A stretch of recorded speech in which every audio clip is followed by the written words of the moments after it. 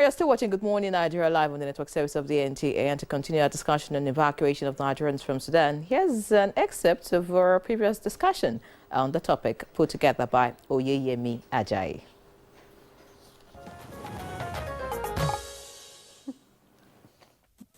What I can say, some are really suffering because there are some places there is no light, there is no water, they don't have food. So actually, it is very sad. Some have already left their houses, and they have been sleeping in International African University for like 2 days now. Most of the shops are closed, so we have to go a long way to find food. But there is no food in school or something. Most of the things we are eating are all biscuit and drinks. The integration of the rapid forces into the Sudanese army without a clear framework of what will be the position of the number 2 man, that is General Mohammed. What will be his position? As you know, General Mohammed have also very close ties with Wagner Group that have been supporting him. They have been exporting gold to Russia and of course to Dubai markets. He has amassed wealth, and he is in a good position to fund his troops. Again, General Mohammed, the second man in command, if you recall, he was one who led mercenaries to Yemen on the behest of Saudi Arabia and the United Arab Emirates to fight a proxy war in Yemen. General Dogolo again has close affinity with the warlord in Libya, General Haftar, who now some Western media are saying have sent troops to Dogolo. So if you look at the remote causes, I think Nigeria can be able to mediate. Find out a good framework that is workable between the two parties with regard to the integration of the RSF. RSF. Given the history of Sudan itself, you can see how external influence, interests came to play even in the creation of Sudan and the metamorphosis that has occurred there up to the very present. So these are strong facts. Russians are there, the Americans are there, the Brits are there on their own, also doing their own part. Saudi Arabia is there. All of these are involved, are interests that needs to be taken into account. But really, Nigeria will stand up for Africa, and Nigeria should stand up for Africa. And that, in the end, that is what counts. There are a lot of bureaucracy that needs to be cut out in matters like this. But Nigeria has done well in terms of evacuation, South Africa, Ukraine, now Sudan, China, India, Russia. There are many you don't even talk about that we have to bring our people back. And so all we need to do is build on that and make it as effective as possible. All right, now those were excerpts from the first part of our conversation on the evacuation of Nigerians from crisis-torn Sudan. Today we are continuing, and with us in the studios here, after a long while, I'd like to welcome back Dr. Mukhtar Imam. Dr. Mukhtar Imam, of course, is the Dean, Faculty of Communication, Management and Social Sciences, Penn Resource University in Gombe. Dr. Imam, glad to have you in our studios this morning. Thank you for having me. Okay. And also, part of this conversation is Professor Shetima Khalifa Dikwa. Professor Dikwa is, of course, also another regular on Good Morning Nigeria. We haven't had him for a very long while. He's a professor of social linguistics of English, French, and Arabic at the University of Maiduguri, and, of course, an analyst of international politics and relations. Professor Dikwa, we're glad to have you today.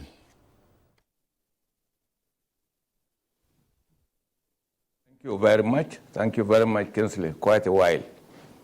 Yeah, well, unfortunately, we are meeting on air in not too pleasant circumstances.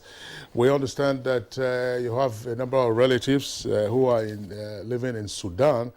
And as I did mention when we started the conversation a couple of days ago, the old Kane Bonu Empire provided the links and linkages to what are now modern African states of Chad, Sudan, Libya, and right up on account of the Trans-Sahara trade that we also had. So, Professor Dikwa, we're going to start with you before we get the other guests who are joining us via Zoom for today's conversation.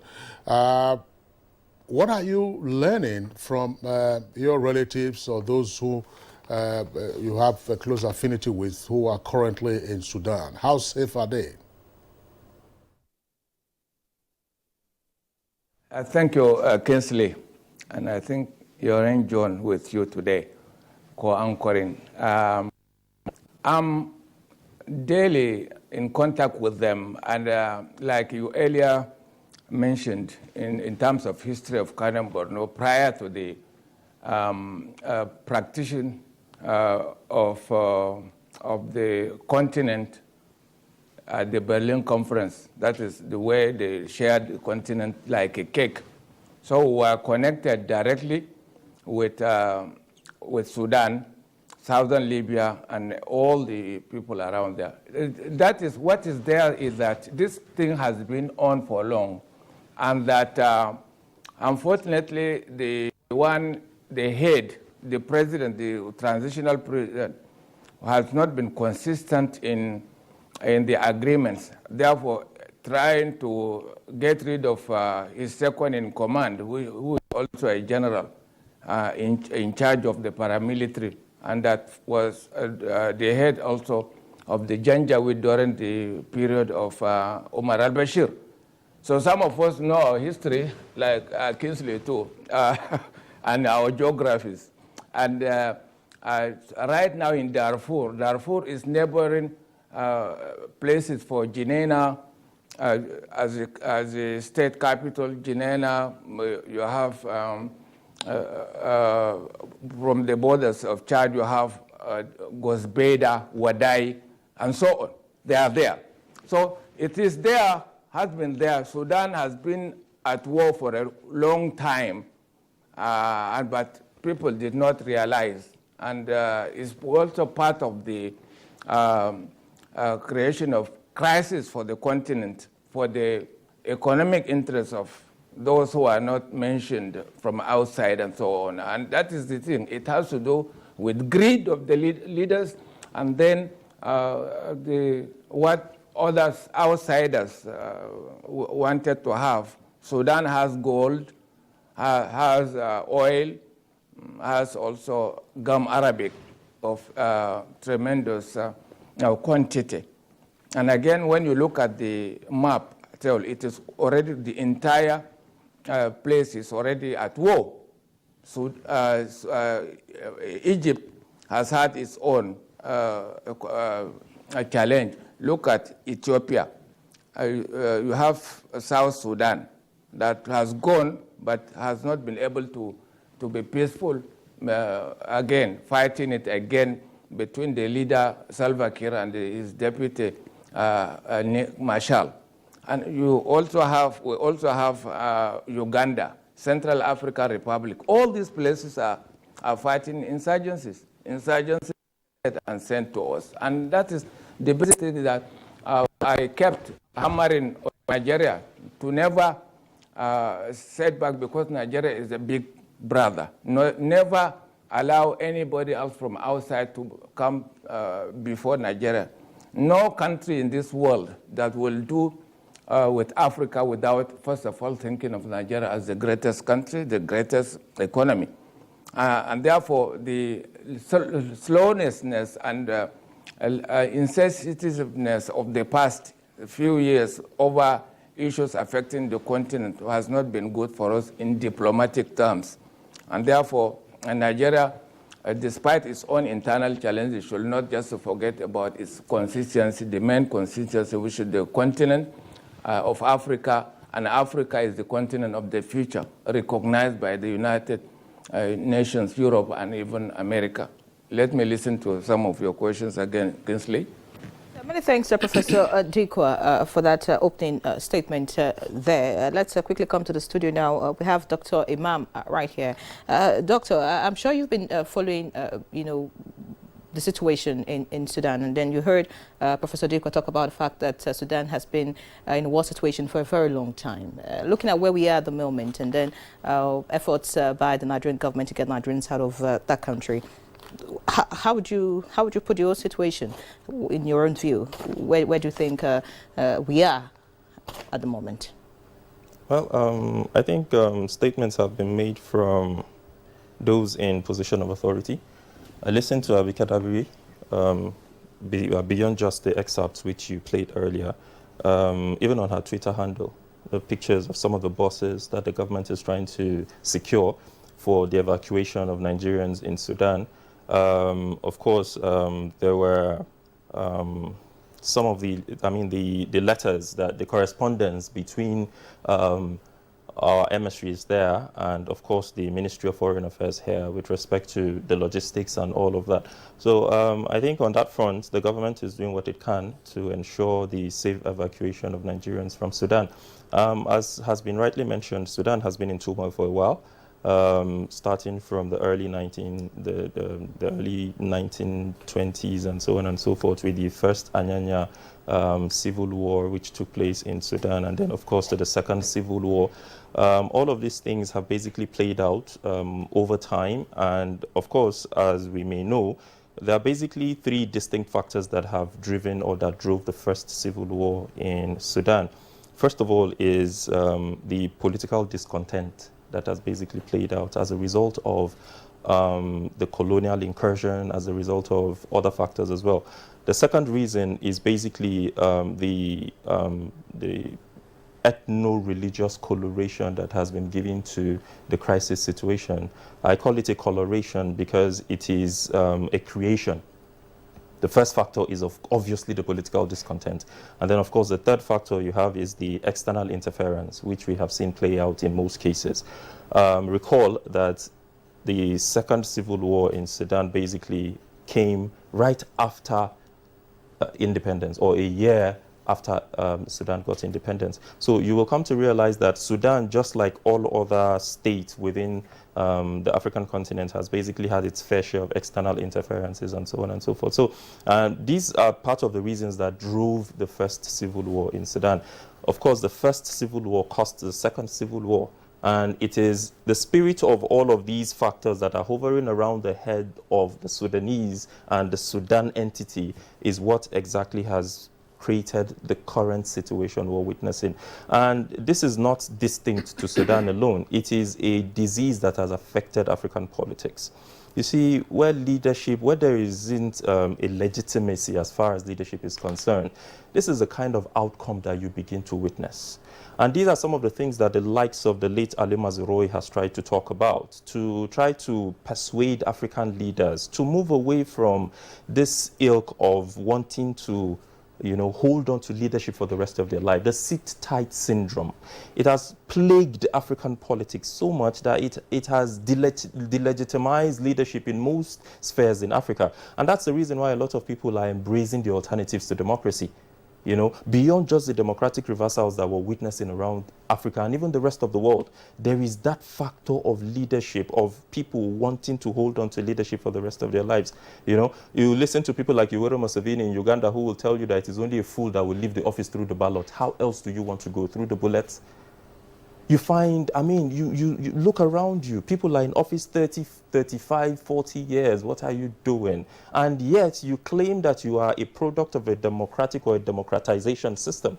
This is anti-democratic. This is not what the tenets of democracy speak to. And so these are some of the things that have driven some of these crises that we're witnessing. Political instability is here and there. The recurrence of this crisis and of this conflict is not very good for the continent of Africa. So, of course, the Nigerian leadership is doing all that it can to ensure that there is we find a safe way out of Sudan for our citizens there. Dr. Mukhtar Imam, I still want to stay with you. We will attempt to project into the future and then come back to the current crisis. And I'm bringing this in advisedly because if you remember last year when the Russian-Ukraine war broke out, There were some optimistic projections that this will last only a matter of days, or only a matter of weeks. Now they're almost getting to their 15th month. It's on the 15 months of devastation, and there's no end in sight. At Nigerian students, some of whom were thinking that they could get back as quickly as possible to their education, have now found alternatives. So, in looking into the current crisis in Sudan, what is it that we can foresee, as it were? Will it be a fight to the finish between the two generals and their supporters, and therefore this is likely to have wider ramifications? Is it likely to also stir up other secessionist agitations in Darfur and elsewhere in the country? In other words, has Sudan gotten itself into another long-standing cauldron in which conflict will just be the order of the day, and that country descends thoroughly into chaos? Incidentally, a couple of days ago, I made a prediction and a projection which I hope doesn't come to pass, that Sudan is heading the way of Libya. I really do hope that that is not where or what we will be seeing in the recent weeks and months to come, because that will be really devastating, considering the strategic nature of Sudan, considering the fact that there's also the volatility around the corridor of Sudan, including Nigeria as well. It is not very rift that we begin to witness a decline in the political stability or instability, as it were, in Sudan currently. It will have devastating consequences. I hope, pray that we do not get to that point. Sudan is currently facing this crisis, just like Kingsley has mentioned, looking at making a comparison with the case of Russia and Ukraine, where we had anticipated, or pundits and speculators had anticipated, that the war is going to be short-term and that countries were tired of waging wars against one another. It is only for deterrence purpose and so on and so forth. And here we are, as a result of the fact that certain forces, because what we're witnessing between Russia and Ukraine is basically an advancement of the Cold War.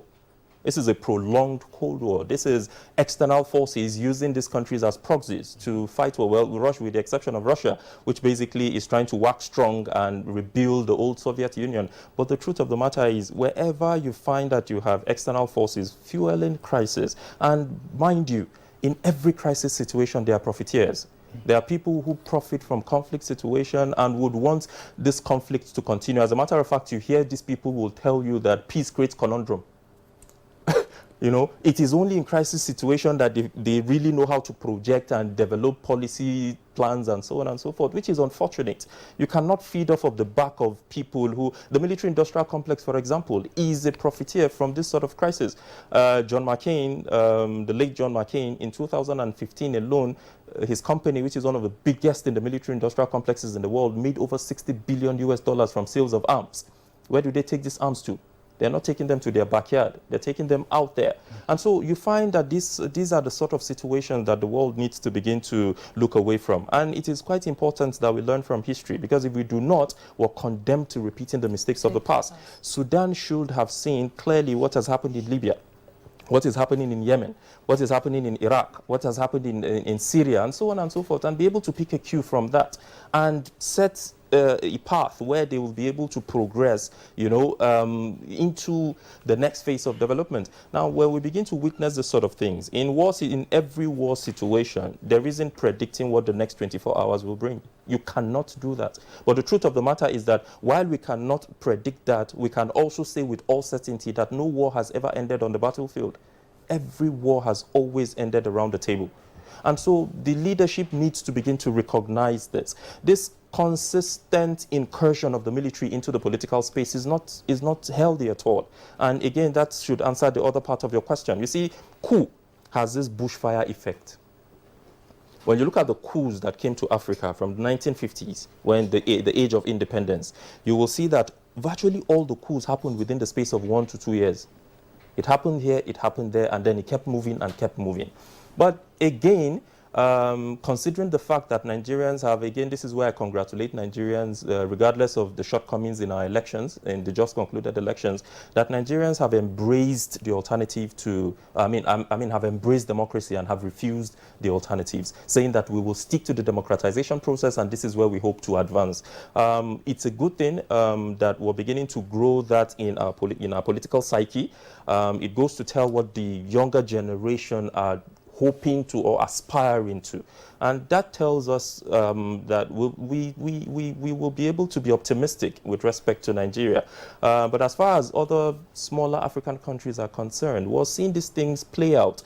Cameroon, for example, had its own fair share of this crisis just a couple of months or years ago, where there was the talk about secession and northern and southern Cameroon. Where is the possibility of this not replicating itself around other African countries?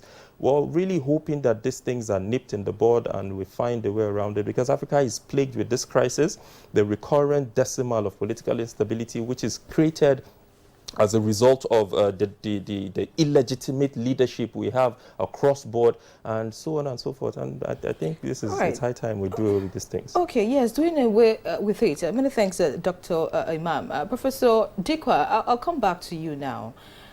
This time around, I'm going to be asking you what exactly you think the attraction is for Nigerians who go to countries like this. I'll particularly ask you about Sudan, since you have relatives there. I'm one of those who was particularly surprised, to hear the number of students that we have in that country. And from what you have said in your opening remarks, you said Sudan has been in the war situation for a long time, and yet people still, move to such countries to get education, So, but since you have relatives, I'm sure you're in a better position to inform us exactly what the attraction is for, countries like this, because I'm particularly worried about Nigerians who are there at the moment. So could you tell us, for your relatives and those that that are there, what actually pushes them to countries like this, where they know that there's a bit of uncertainty as regards the peace of the place? Thank you. Yeah, this is a valid question. Sudan has flair for medicine right from the independence day 1956, and let us also know that Nigerians are not strangers in Sudan. It is actually like home to them. The number about 10 million people of Nigerian descent. 10 million. It's not a joke. And those who are now desperate to quit are only 5,500 students. And so because of what? Because of lack of food, water, electricity, and epileptic internet services. That is, otherwise, it is also different based on the terrain it is. And Khartoum, the capital, is in the middle of the country itself. And therefore, no border is close to them. They have to do it by road. And Nigeria has already provided about 40 long buses and how to get them to be safe. Both the Burhan forces of the army and the other one paramilitary of General Hamdan Himeti Dagalo must give them cover to allow them to, because the airports are not functional. And therefore, the want for Sudan is just similar to what is happening for southern Nigeria going to Cotonou, for instance, in search of 4 years to finish a degree, rather than staying in Nigeria. A course of 4 years, 5 years will spend up to a decade. That is 10 years rather. And that because African countries, particularly those who have the likelihood of develop to be called developed countries like Nigeria, have people behind the scene who come and harass the leadership not to do this thing, to withdraw XYZ subsidies. They do the opposite in their home countries. They will say, withdraw the subsidies for agriculture, for transport, withdraw these for fuel, and so on, education, etc. And therefore, Sudan gives an opportunity again for particularly those from the north to go there because of the same culture. Everything, they are connected, just like next door Niger too, they also go there. And that the next town to Khartoum is Omdurman. Omdurman also by road. And that whether to go to the borders of Egypt or Ethiopia. Ethiopia initially refused to give them way out because of what happened in the past diplomatically, and then they insisted on visa. But now it is okay, but the distance is very difficult. Our students are now starving. And if it's possible, if not because of the wars are within Sudan itself and the neighboring countries, they could have stayed in one of the countries, Ethiopia or Egypt, for some time until to see this war subsidized. It is not going to end because it is difficult because the military are part of the business. They are already business tycoons. They have been allowed to stay there for a long time, and therefore they will not wait anybody to remove them from power in the name of democracy. And democracy itself came to us to weaken our security because they removed the influence, the say of the traditional system, to have the word head, the villagers, they removed their say. And therefore, those who are in charge of the security of a locality were removed by the democracy that we got. Instead of us to insist, we anchor them, anchor the democracy and on our values. For instance, a boy from the south will listen to the king and also to the king of Sokoto and so on because of the traditional system that we have. But to say that they don't matter is the problem. And therefore, to us, like earlier said, 10 million is not a small feat, and that Nigeria must not just wait like that. Those who were able to remove their own citizens used military planes, including helicopters and so on, because of the terrain. And they've had their own technology to do it, particularly France, Germany, America, and so on. They got their own people outside, but it is the same scenario with us, the same challenges we have with our own insecurity in Nigeria. It is the same replica in Sudan. And therefore, we must just be patient enough, and that Abike Dabri in particular has been connected for long. She is very proactive, and that the Ministry of External Affairs should speed up, to start up, not to be reactionary all the time, avoiding to say anything, and they are avoiding mistakes. Or no, I don't want. And for the 8 years or so, Nigeria has lost a lot of influence, positional influence in terms of talking to banks of development without interest, talking to be part of the BRICS, that also Nigeria ought to have been there prior to even South Africa, and so on. Nigeria is the leader of the continent and must not remain follow. Follow is not good for Nigeria. Must be non-aligned in the middle, so that what Africans as a whole need is the one that Nigeria should submit to the regional unions, association like ECOWAS, Central Africa, and so on. And if go is no go, they have to be brave enough to mention the names of those countries with industrial complexes selling weapons and killing our own people. And again, in the past, they tried to create a war between two neighboring, Chad and Sudan. The late Idris Deby Itno landed in Sudan in order to truncate that war. It did not happen.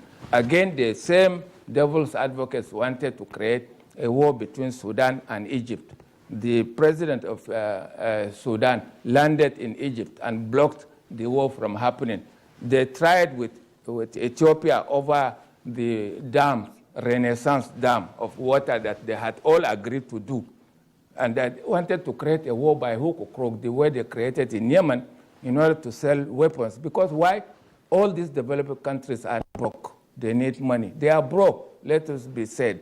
And America in particular is the most indebted country in the world and will not pay because the debts are in its own dollars. It has already reached the threshold of $33.4 trillion that it will not be able to pay. America itself has its own problem with potholes everywhere. Whatever we have here in Nigeria, America also has it. In terms of insecurity, it is worse because they are not reported. Otherwise, on daily basis, there are about 500 shootings. Some are fatal, some are just injurious, and so on. They are there. Weapons, when you allow weapons to be bought like what we call Panadol on this, it is a problem because the weapons are actually more than the population of America. Europe blocked it from happening. And that, what you call them, NRA, the Rifle Association, had always lobbied the politicians in America with money, both sides, Republicans and Democrats, to give them huge money in order to block the submission of the Democrats in order to take away the weapons, the military weapons and so on. It has continued to fail. And therefore, why should we continue to be? Professor Dikwa, let's pause you in the meantime, and just to remind our viewers, because we had indicated that we're going to have some guests who will be joining us via Zoom. When we had the first part of the conversation on Tuesday, we were joined by a Nigerian student who is in his second year studying medicine at the Hayat University College in Khartoum. He's Muhammad Bello Shehu. He was going to be with us via Zoom this morning, but we are unable to immediately reach him. Our engineers have been working flat out. It's possible that his own route. We're also trying to get across to officials of the National Emergency Management Agency who are now in Cairo as part of the coordination of efforts to extract Nigerians out of Sudan into first Cairo and then bring them back to Nigeria safely. So once we're able to get this Zoom connection, as well as, of course, the former Nigerian ambassador to Ethiopia and permanent representative to the African Union, we have a broader perspective to the interactions that we're having this morning. So once again, we're trying to get the Zoom connections to these various contacts, and once they come, we'll get back. Here, you asked the question about why Sudan appears to be an attraction for Nigerians earlier to Professor Dikwa, which he explained. And Dr. Mukhtar Imam, I believe you have a perspective on that as well. Well, yes, I do. You see, the thing is, before we talk about Sudan being a destination of attraction, we must contextualize the conflict currently in Sudan. Because Sudan is currently facing this political instability, which is basically a creation of the political class and the elites, not necessarily the Sudanese citizens themselves. Of course, the Janjaweed played a role in the past and so on and so forth. We witnessed that, but that's not peculiar to Sudan alone. It is a crisis. I mean, every society is faced with some level of conflict or some form of threats, one form or the other. Take, for example, Russia and Ukraine, which Kingsley talked about earlier. Ukraine has had its fair share of it as well. Remember 2004? They've had it in the past. And yet you still find Nigerians, there are a lot of Nigerians that I know still studying in Ukraine and have refused to leave. There are a lot of them still in Russia and have refused to leave. Look at the crisis we experienced in Cyprus, northern Cyprus, the last time. A lot of Nigerians still go to Cyprus to study. So there are a number of factors that basically drive people to go to certain places, to study, to seek education, and even, of course, seek greener pastures. The same applies to Sudan as well. Sudan, for one, has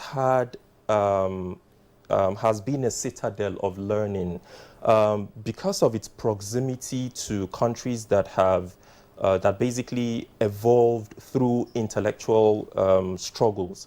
Say, for example, Baghdad, say, for example, Timbuktu, and so on and so forth. So Sudan is within that corridor. And so even the trans-Saharan trade that started did not just start as a trade, and that route wasn't initially a trade route. It was a route for intellectual exchange. In the 5th century, for example, the Kanem-Borno Empire got a letter from Umar bin Khattab, who was the second caliph of the Muslim kingdom, sort of, or the Muslim society in the old Bakka or Makkah, as you know it today in Saudi Arabia. In the 5th century, this is over 1,000 years ago, a letter came to the Kano Borno Empire. So it goes to tell you how very sophisticated that route has always been with respect to intellectual exchanges and so on and so forth. And of course, you know what Baghdad is. Baghdad has always been the melting pot of medieval scholarship.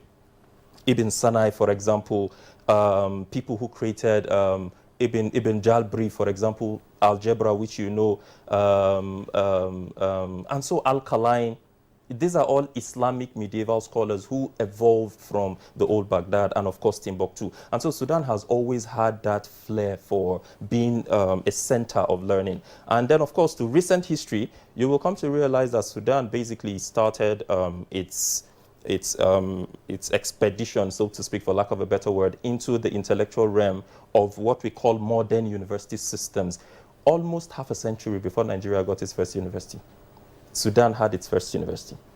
Over 25 to 30 years before Nigeria got its first school of health science, Sudan had a school of health science. So they have always been enmeshed in that realm of intellectual exercise, you know. And so, of course, naturally, people will gravitate, particularly those in northern Nigeria. And then again, of course, there's also the cultural and religious similarity they share, or we share. And so, of course, you find that people are a lot more comfortable taking their children to Sudan. I take my child there, he learns not just economics or Arabic, and I mean, not just economics or any other field of medicine, he also has proficiency in Arabic as well. I currently have a staff who 2 weeks ago went to, incidentally, had to travel back to Sudan for his PhD external defense. But of course, he is an economic student, but very grounded in Arabic. So these are the sort of positives. And by the way, he's doing fairly well from what feeders that we're getting from there. He's doing all right. So these are sort of some of the perks that people look to, and they send their kids out there. And then again, this speaks to some of the decay in our educational system that needs to be fixed. Of course, every society is grappling with theirs, but then we need to begin to look inward to find a way to addressing the situation. For example, do you know when University of Abuja started studying medicine? Just 15 years ago. The University of Abuja, here, in the capital of Abuja, of Nigeria, just 15 years ago.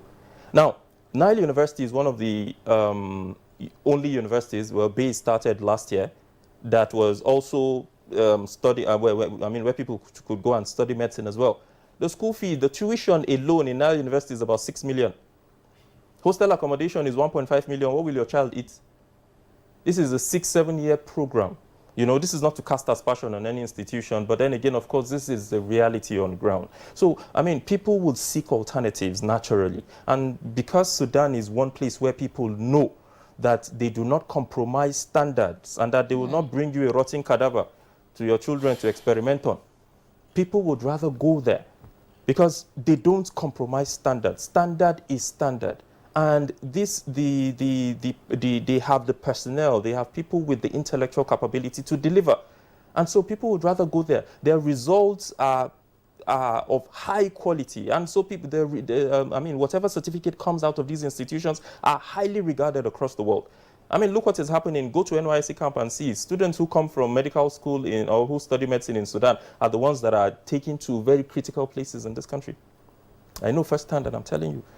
So Sudan has always had, you know, that it's known for that. It is renowned for having that base, you know, of being a citadel of learning. And so naturally people in northern Nigeria, who again, like I said, have cultural and religious similarity, and not just that, you just heard what Prof himself said. A lot of them are related by bloodline.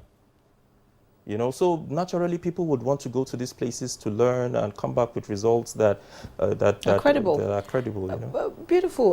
Listening to you just takes my mind back to the conversation we had about doctors, you know, and then the bill asking doctors to stay extra 5 years in the country, you know, just because they were trying to curb brain drain, and talking about how credible, you know, institutions, you know, for example, in Sudan are.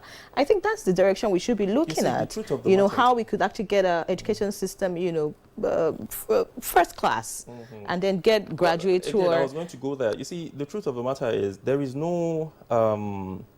we cannot take anything away from our educational system. Ours is one of the best in the world. And I say this with all conviction. 40% of medical doctors in OECD countries are majorly from Nigeria. 4 African countries, basically: Nigeria, Egypt, Mauritania, and I think Tunisia, one of them. 40% of medical doctors there. So it goes to tell you the credence that our certificates, that our institutions actually have. You go to the United States, you go to the UK, you find that our doctors are there. I'm not telling you doctors who studied abroad or in Sudan or anywhere. They studied here in Nigeria. But because of the mass exodus that we're witnessing, again, this is where we need to begin to hit on our government and institutions. Pre-COVID, the World Health Organization brought out statistics that said that in Nigeria, there's 1 medical doctor to 1,000 patients. There's 1 hospital bed to 5,000 patients. This might sound like an exaggeration until you begin to visit some of these basic primary healthcare facilities and see for yourself what is happening. So the health infrastructure in itself is not helping. While government is doing so well, I told a friend of mine in the United States that I spent less than $1,000 to get a university degree. Till today, he doesn't believe me. Government is doing fairly well. To train 1 medical doctor, it will cost the government 40 to 60,000 pounds on subsidy alone. 1 medical doctor. And yet you have these doctors being churned out of universities, and the next day they're out of the country. Just a few months ago, Saudi Arabian embassy did the aptitude test for medical doctors who were going to go to Saudi Arabia to study. They wanted not more than 50, over 2,000 persons applied. Anyways, let's leave that conversation. I'm sure we'll talk about that in another program. You know, education. Which conversation? I wasn't around when.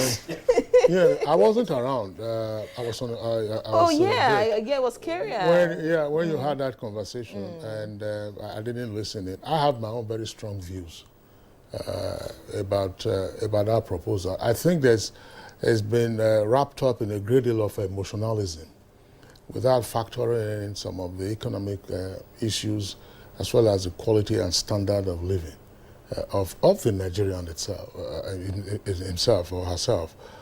So, as you said, it's not a subject matter for discussion today.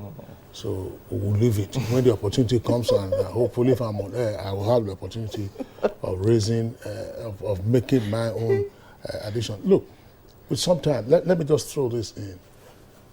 We hear less of it these days when they're talking about the cost of oil. That is the resource cost thesis. They say resource-rich countries are poor because of the mismanagement of those resources. Virtually all of us here, including myself, we are beneficiaries of, in a sense, Nigeria's oil wealth.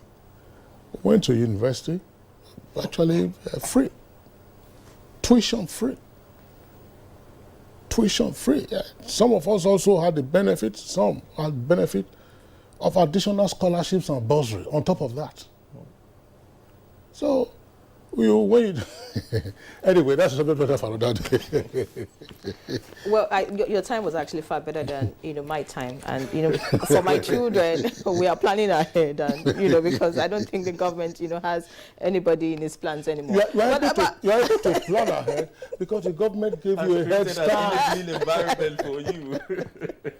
Anyways, but this conversation actually about Nigerians in Sudan, I'm particularly pained because I'm just imagining a parent who has maybe 1 or 2 kids, there at the moment, and you can't reach them, and you're not just sure of what exactly is going on. I would like to ask Professor Dikwa again, because I can see that yes, you have deep knowledge about these war situations and then what could likely be playing out in Sudan.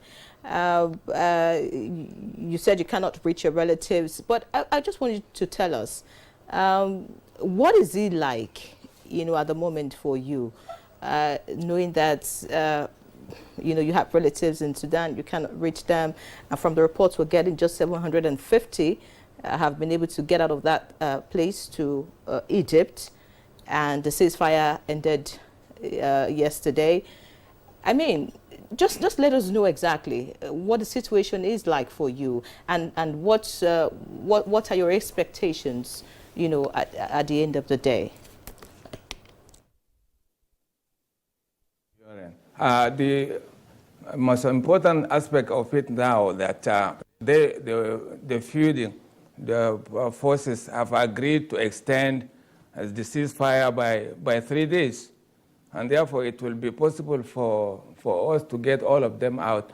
And secondly, you say Sudan is virtually home, and that to Kanem Borno, the earlier Dr. Mukhtar alluded to it, since the 7th century, the Kanem Borno was big enough and had the same time with the Ottoman Empire, with Romans and so on at that time. And Kanem Borno was synonymous with international passport. So you remember sometimes how Borno people were dropped at the Badagry and Lagos environment, Tinubu and so on, these all places, because they were not enslavable. So they dropped them in Victoria Island and other places and remained there and became our people. And therefore Nigeria, as Elia said, is one of the best countries that has no problem with earthquake and others. Dr. Mukhtar gave a lot of data to its incidents, but those who are behind the scene, they are not visible. They harass our leaders. They harass them because they always insist that don't give the doctors the required pay. Don't pay them handsomely. Don't pay the professors the way. And Nigeria today pays less than what other small countries in Africa are paying, which is not good. And therefore, Nigeria continues to trend, but developed countries continue to drain continuously. Wherever you go there, you meet the same Nigerians there with the equipment, with the environment, with the facilities and so on, excelling in world affairs. Actually, Nigeria is part of America of today, because you see over 250 million or so people having colleges, degrees and so on, were basically Nigerians. Nurses, they're being drained by United Kingdom, America, all other places, including Saudi Arabia, draining them. Why is it that we cannot keep our own? And I expect that the president should have been able to overrule the proposal of those who are visibly connected to those who did not want Nigeria to stand on its feet, always frustrating our own for the advantage of those who are training. It is okay for Nigeria as a big brother of the continent to send them to little countries like Togo, Benin Republic, Ghana, and all Zambia, so on. But for the developed countries that have already had their own facilities, they have the technology to come and drain the brains of Nigeria is unfair. It's unfair. It wouldn't have happened if Nigeria had given only 70 or 70% of the pay of those outsiders used to pay, because nobody will be comfortable to go there and call what we call a stranger to renew papers and so on. There's no better country than Nigeria. It is. So I insist that Nigeria pays above the rate of those who are in Africa. Uganda, for instance, Nigerians are going there to Uganda to read and to be taught, to be teaching. An average professor gets an amount of 2.5 million. And the beginning with more than 1 million as a graduate assistant beginning to teach. And 1.5 million is not visible, is not even conceivable in Nigeria. With a professor, a whole professor, his life, 25 to 30 years of research and so on, getting less than 500,000 to be paid, including the inflation and so on. The looking down on our own people of knowledge is not a good thing. Prior to what we call them independence, the UK and other advanced countries trained black people to act on their behalf, and therefore it continued. And unless we stop doing it, that Nigeria will say Nigeria first, and that whatever it is being offered to them outside should be offered at home. That is the basic thing, because we should stop copying whatever it is happening in America. In America today, when you look at the scenario with people saying one black man will say, a white woman will say she's supposed to be black. Another one will say he is supposed to be disabled. He's supposed to be a man. And so all these things, we should stop our mumu for this time and look at the basic, because we can have the best practices of other democracies and add them to our own, rather than doing it empirically. Thank you, Councillor and URN. Okay, yeah, thank you very much, Professor Dikwa and Dr. Mukhtar Imam here with us in the Abuja studios. You're watching Good Morning Nigeria. We'll take a short break now. When we return, we'll continue with the conversation. We're still, of course, still trying to reach the Zoom through Cairo or parts of Cairo or outside of Cairo, and our other guest who is probably en route at the moment. It's Good Morning Nigeria on NTA's network service.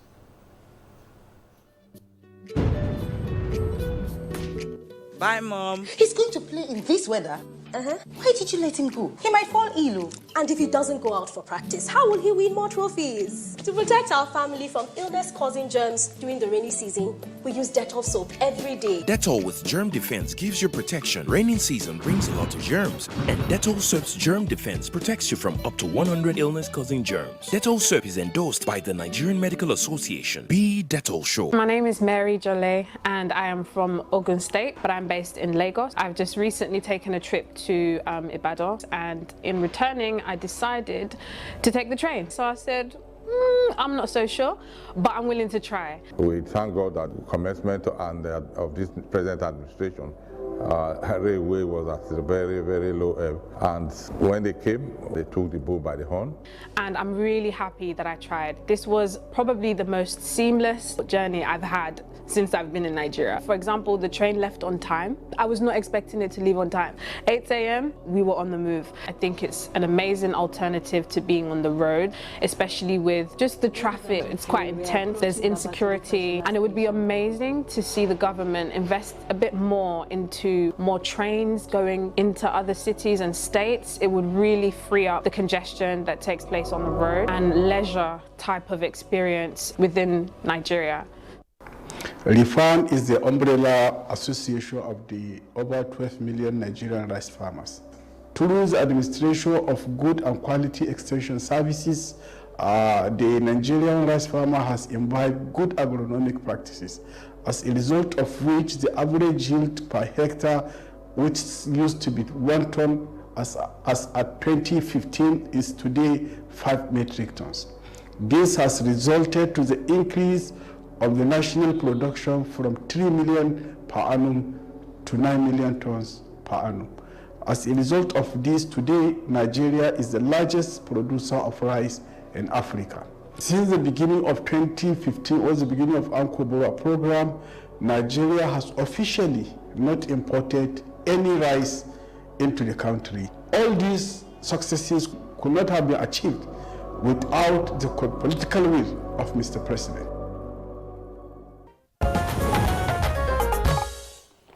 All right, welcome back. It's still Good Morning Nigeria, live on the network service of the NTA, and discussing the evacuation of Nigerians from Sudan. Unfortunately, we're still having a challenge with the Zoom connection. It would have been really good to speak with NEMA officials to know what the situation is at the moment, and if those that have left Sudan have arrived in Egypt, and the plans to get the other Nigerians that are still in Sudan out of Sudan. That's our priority, and that's why we're discussing this topic. It's important that government would do the right thing and stay on top of the situation to ensure that no Nigerian life, as we have heard at the moment, is lost in this crisis. But we still have our guests with us.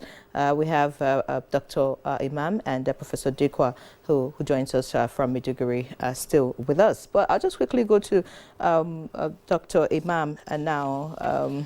We've said so much about what exactly the situation is in Sudan.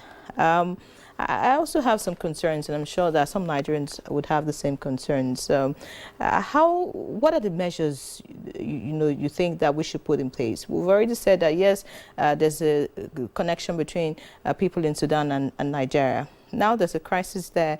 How do we prevent some of these criminals or, you know, some of the people who are not actually Nigerians from infiltrating into our country and, you know, possibly causing problems for us in the future. What do you think are the measures Nigeria should put in place at this point in time now that we have the situation in Sudan? Well, if you're talking about the influx, the illegal influx of people into Nigeria, well, there are a number of factors that have basically created room for that happening. It is not by happenstance you see that a lot of people are domiciled within border areas, people who are from other countries or foreigners who are from other countries coming into Nigeria. It is as a result of the porous borders that we have in the country at the moment. That has created room for a lot of illegal migration, for a lot of entrant of whatever threats in the form of people or in the form of machines and so on and so forth.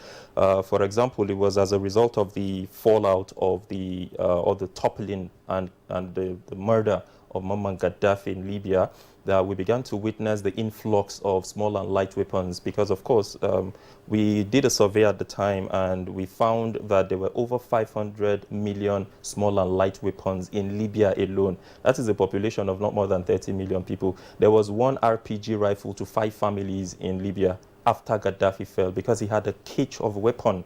You know, he had a huge arsenal of weaponry before his death.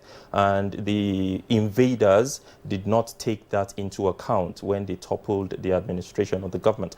And so that basically created room for that. And through the sub-Saharan areas and so on and so forth, we began to witness the influx into West Africa and into northern Nigeria, the influx of small and light weapons. And this is exactly what has given impetus to insurgents and the militants and the terrorists, the ISWAP and the Boko Haram and so on and so forth. Because an AK-47 naturally should sell for not less than 150,000 in the real market. But then you have AK-47 all over the bushes in Sambisa, and you wonder how these things come about. This is exactly what has created this sort of thing. So we need to begin to task our immigration to do a lot more with the Boundary Community Development Agency to find a way of bridging, you know, these porous borders that we have, so that we do not have constant influx of people, of weapons that will be threat to the Nigerian state.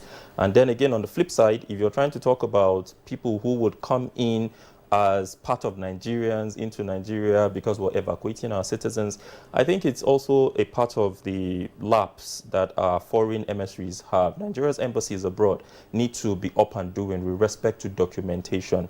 I talked about this when we witnessed xenophobia in South Africa because I had a discussion. I had the privilege of meeting the High Commissioner to South Africa at the time.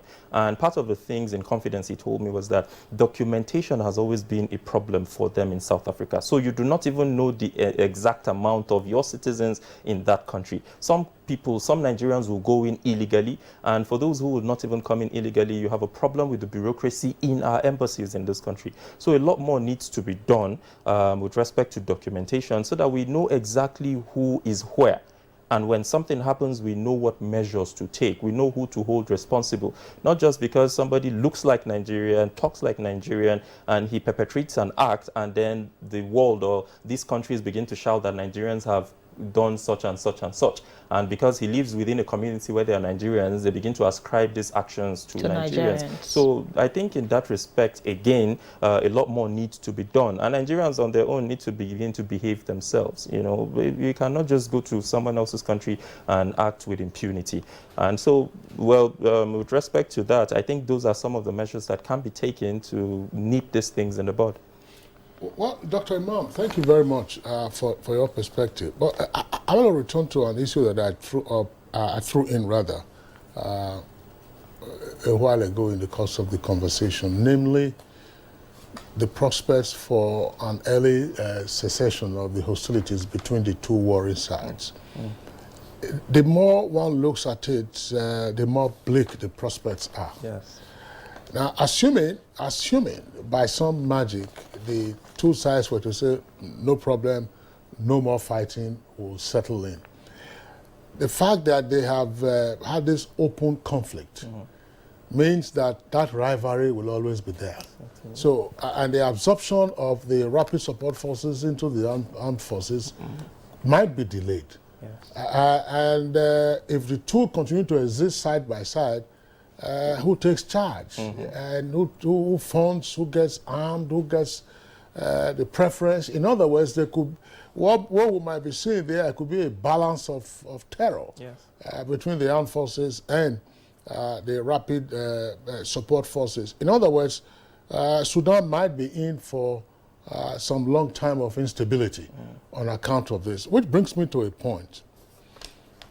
As we are seeking to get Nigerians out of harm's way in Sudan, there was an earlier report of some Nigerians being turned back from the border with Ethiopia because they didn't have the right documentation. Abike Dapiri, when she was with us 2 days ago, spoke about that. Because the Ethiopians had not been primed, as it were, to receive Nigerians who are fleeing the conflict. Well, Egypt, which is to the north of Sudan, is providing this corridor. But Libya, of course, is quite dangerous. Chad is also there. People are streaming it. But nobody appears to focus on South Sudan, which is now a country of its own. To say, oh, where does South Sudan stand in all of this? Will the advent of South Sudan as a country provide, therefore, incentives for the others, as in Darfur or elsewhere in the country, to say, look, if the conflict between these two generals and their support and their groups, the armed forces and the RSF persist, then more splinter elements might just emerge in the country.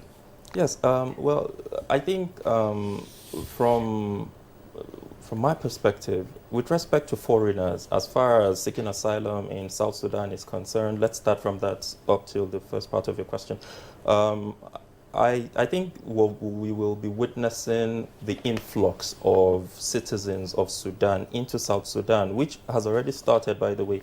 I was listening on Al Jazeera yesterday, and there was the report of people from Khartoum already moving into South Sudan, regardless of the volatility also in South Sudan, because we must also factor that into consideration as well.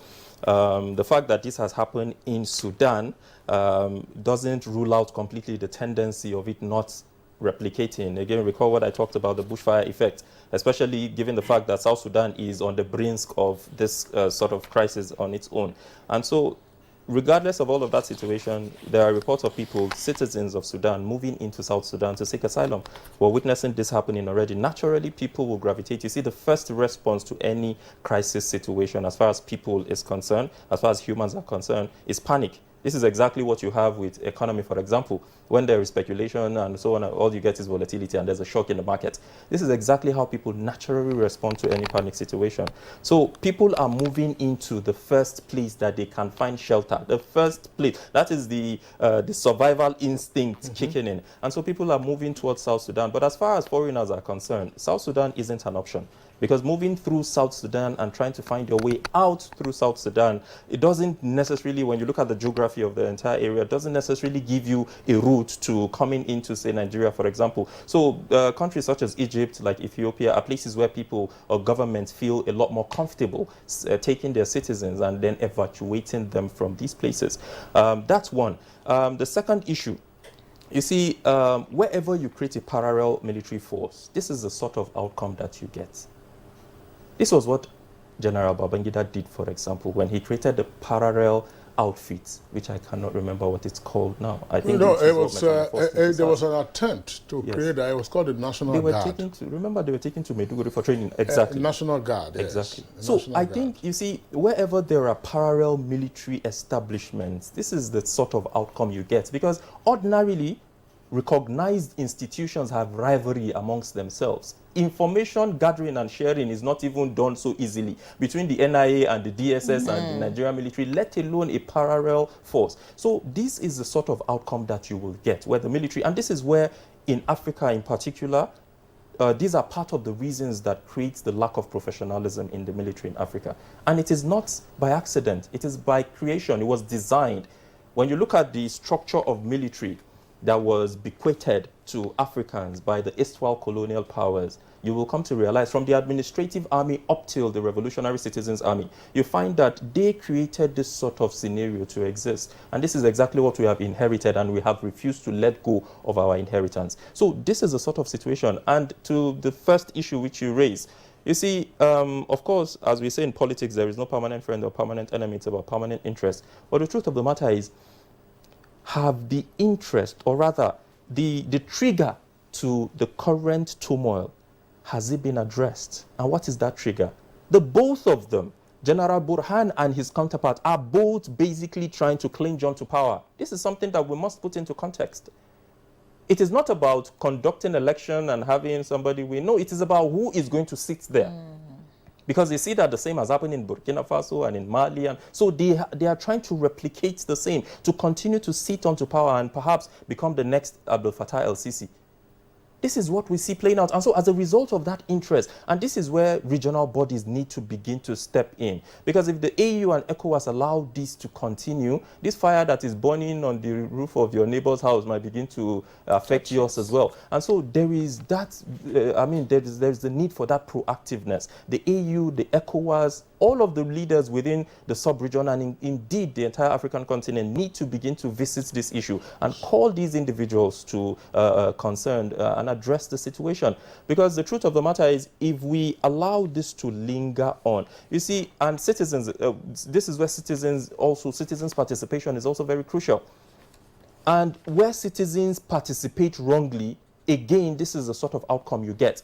In the words of Julius Nyerere in his book, Capitalism, the Height of Imperialism, he said, and I quote, that Africa must liberate itself. And there are 4 aspects of liberation, very quickly. One of them, he said, liberate yourself from colonialism. The second, he said, liberate yourself from neo-colonialism. The third, he said, liberate yourself from yourselves. You find people running behind these individuals and saying, we want this person or we want that person and so on and so forth, without recourse to the institutions themselves. And he said the 4th aspect of liberation, which is the most important, is mental liberation. If we don't liberate ourselves mentally, we will continue along this path. And it is unfortunate.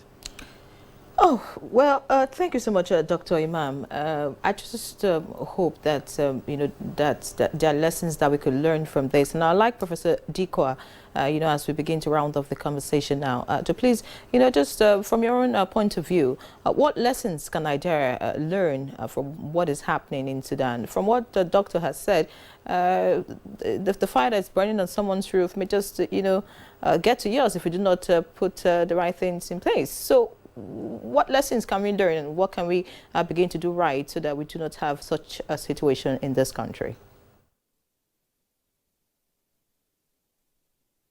Thank you. I earlier referred that I said that Nigeria must get out of inferiority complex and slave mentality of the leadership to say Nigeria first and we can do it. All the developed countries were not developed by angels, by people, and America itself was developed by Africans. And basically these are people who, whatever they write in beautiful English, we tend to think that it is more correct than our own. We did not attempt to modify or amend those things coming from outside. And the military in Sudan were part of the establishment, and therefore whoever tries to kick them out will not be possible. That is the main thing, because they are into business, they control troops and so on. And therefore there must be a space for the military being retired and so on to continue to have an influence. The same thing I referred to Nigeria, where women, for instance, like you, Yoren, should have a space only to be contested for by women alone. But women fighting with men is not going to be possible. And women are supposed to be at the National Assembly. Their role is basically advisory. And all the wahala ends up with the women as mothers and wives and sisters and so on. And therefore, why not look at the real thing rather than allowing lobby groups to influence us behind the scene? They either harass our leadership or they lobby them with something that they don't mention. That is corruption. When moral corruption sets in, any other forms of corruption happen, including killing with impunity. When the laws show that whoever kills anybody should be ready to join his victims, people will think twice before sponsoring any such criminal activities. And we have to have that. All the criminal activities happening around Nigeria are also happening in Sudan, including banditry and so on, because it is a poor country surviving on resources. And those resources are only meant for outsiders who believe that creating a war, let them fight over peanuts so that they can just at night drop their, carry those things. And in Nigeria, we know that we had evidence, concrete evidence of foreign planes landing there with terrorists, killing people, exploring fuel, exploring oil and other mineral activities. But nobody tends to even call the ambassadors of such countries to show disdain, to show them that Nigeria is aware of them. These are things that we ought to think about it. Nigeria must not learn lessons from others. Nigeria should be the teacher, actually the teacher, with the huge human resources and natural resources abound in this country. And therefore, we have to sit on the tail of the devil, whatever it is. We shouldn't allow impunity to prosper. With Nigerians hiding identity and so on, and saying, derogating Nigeria and so on. And this is happening all over the country. And that we have to have the data bank for all of us, Nigeria, Kingsley, Khalifa, Adikwa, and others. We have to have our own data, not separate data for passport office, different for banks as BVN and so on, for even electoral commission. And so why shouldn't we have a one for all Nigerians of 200 million plus? Why are we afraid of technology? Why is it that we cannot think beyond our own nose? Those who are called the elite are selfish, and they cement that they don't want anybody else to even climb. They don't pay those who are working in public service, they don't pay them well, so that they think very well. Deliberately, they underpay them until somebody who has put 30 years and so on, retired then to go back and just receive peanuts. And that is if at all it comes on in good time. And why are we enemies of our own self? We are enemies. Nigeria, no country in this world that will think of the resources of Africa without first of all putting Nigeria before South Africa, Egypt, and so on. And that it is just a replica of what is happening in Central Africa Republic, Uganda, DR Congo, that ought to have been a couple, twin of Nigeria since independence 1960. They wanted Nigeria to be burning, but Nigeria was lucky because we always had an opportunity with our prayers and so on to block whatever conspiracy they created against our country. Imagine they said that in 2015, Nigeria was going to end in terms of disintegration. It did not happen. They moved it to 2019. They failed. And they were very sure that in 2023 it will happen. It has not happened again. And therefore, put Nigeria first, and that no country.